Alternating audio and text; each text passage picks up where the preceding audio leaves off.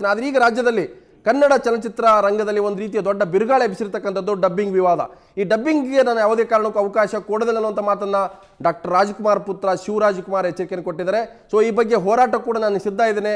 ಯಾರಿಗೆ ಡಬ್ಬಿಂಗ್ ವಿರುದ್ಧ ಹೋರಾಟ ಮಾಡಕ್ಕೆ ಶಕ್ತಿ ಇಲ್ಲ ಅಂಥವ್ರು ಹೊರಗಡೆ ಇರಲಿ, ಅವ್ರ ಕೈಗೆ ಬೆಳೆ ತೊಟ್ಕೊಂಡು ತಮ್ಮ ಮಕ್ಕಳನ್ನು ಸಾಕಲಿ, ಹೆಂಡತಿ ಮಕ್ಕಳನ್ನು ಸಾಕಲಿ, ಅಂಥವ್ರು ಕೈಲಾಗದವರು ಕೈಗೆ ಬಳೆಯನ್ನು ತೊಟ್ಕೊಳ್ಳಿ ಅಂತ ಒಂದು ಕಟುವಾದ ಟೀಕೆಯನ್ನು ಶಿವರಾಜ್ಕುಮಾರ್ ಮಾಡಿದರೆ. ಇವತ್ತು ತಮ್ಮ ನಿವಾಸದಲ್ಲಿ ನಡೆದಂಥ ಪತ್ರಿಕಾಗೋಷ್ಠಿಯಲ್ಲಿ ಡಬ್ಬಿಂಗ್ ವಿರುದ್ಧ ನಡೆಯುವಂಥ ಜನವರಿ 27ರ ಏನು ಬಂದಿದೆ ಹೋರಾಟ ಇದೆ ಅದರಲ್ಲಿ ನಾನು ಭಾಗವಹಿಸಿಲ್ಲ ಅಂತ ಒಂದು ಮಾತನ್ನು ಕೂಡ ಆಡಿದ್ದಾರೆ.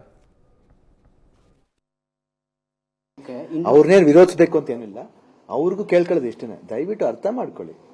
ಯಾತಿಗೋಸ್ಕರ ಹೇಳಿದ್ದು, ಮೊದಲು ಯಾರು ಸ್ಟಾರ್ಟ್ ಮಾಡಿದ್ದು, ಆಗಿನ ಕಾಲದಿಂದ ಅಪ್ಪಾಜಿ ಅವ್ರು ಏನು ಹೇಳ್ಕೊಂಡ್ ಬಂದ್ರು, ಅಪ್ಪಾಜಿ ಜೊತೆಲಿ ಯಾರು ಇದ್ರು, ಎಲ್ಲರೂ ಇದ್ರು. ಇಂಡಸ್ಟ್ರಿ ಅಂದ್ರೆ ಅದೇ ಒಂದು ಭಾಗ ಆಗಲ್ಲ, 2 ಭಾಗ ಆಗುತ್ತೆ. 2 ಭಾಗ ಆದಾಗ್ಲೂ ಇನ್ನೊಂದು ಭಾಗಕ್ಕೂ ನಾವು ಸಪೋರ್ಟ್ ಮಾಡ್ಕೊಂಡು ಹೆಂಗೋ ಅವ್ರನ್ನ ತಾಜಾ ಮಾಡಿ ಈ ಕಡೆ ಸೈಡ್ ಎಳ್ಕೊತೀವಿ, ನಾವು ಬಿಡಲ್ಲ. 27ನೇ ತಾರೀಕು ಸಮಯ ಬಂದಿದೆ. ಐ ಥಿಂಕ್ ವಿ ವಿಲ್ ಎಲ್ಲರೂ ವಾಟಾಳ್ ನಾಗರಾಜ್ ಅವರು ಎಲ್ಲರೂ ಬರ್ತಾ ಇದಾರೆ, ಕನ್ನಡ ಸಂಘದವ್ರು ಬರ್ತಾ ಇದಾರೆ, ಸಾಕಷ್ಟು ಆರ್ಟಿಸ್ಟ್ಗಳು ಬರ್ತಾ ಇದಾರೆ, ಒಕ್ಕೂಟದವ್ರು ಬರ್ತಾ ಇದಾರೆ, ಸಾಕಷ್ಟು ಜನ ಬರ್ತಾ ಇದ್ದಾರೆ. ಆಮೇಲೆ ಟಿವಿ ನಿಮ್ಮ ಮಾಧ್ಯಮದವರೇ ಬರ್ತಾ ಇದಾರಲ್ಲ.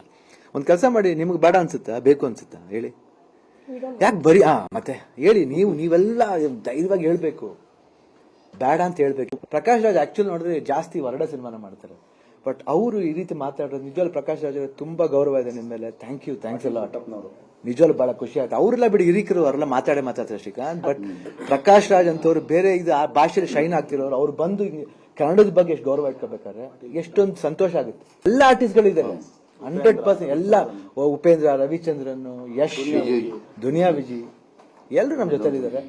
100 ಸುದೀಪ್ ಇದ್ದಾರೆ, ದರ್ಶನ್ ಇದ್ದಾರೆ, ಪುನೀತ್ ಇದ್ದಾನೆ, ರವಿಚಂದ್ರನ್ ಅವರು ಎಲ್ಲರೂ ಇದ್ದಾರೆ. ಇದರಲ್ಲಿ ನಾವೆಲ್ಲರೂ ಹೋಗ್ತೀವಿ ಅಷ್ಟೇ ನೋಡ್ತೀವಿ. ಇದ್ರಲ್ಲಿ ನಾ ಲೀಡರ್ಶಿಪ್ ತಗೋಬೇಕಂತ ಆಸೆ ನನಗೆ ಯಾವತ್ತೂ ಇಲ್ಲ. ಯಂಗ್ಸ್ಟರ್ಸ್ ಗಳು ನೀವು ಮುಂದೆ ನಡೆ, ನಾವು ಹಿಂದೆ ಇರ್ತೀವಿ ಅಂತ ಹೇಳಿದ್ದಾರೆ. ಖಂಡಿತ ಅವ್ರ ಹಿಂದೆ ಬಂದೇ ಬರ್ತಾರೆ, ನಾವು ಬಿಡಲ್ಲ ಅಂಬರೀಶ್ ಅವರು.